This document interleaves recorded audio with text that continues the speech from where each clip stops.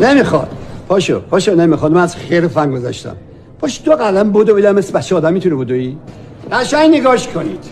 قیقاش میره. چند کورچی نگاه کنید.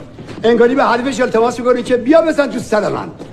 این قماش آدما نه تنشون به درد کشتی میخوره نه مخشون.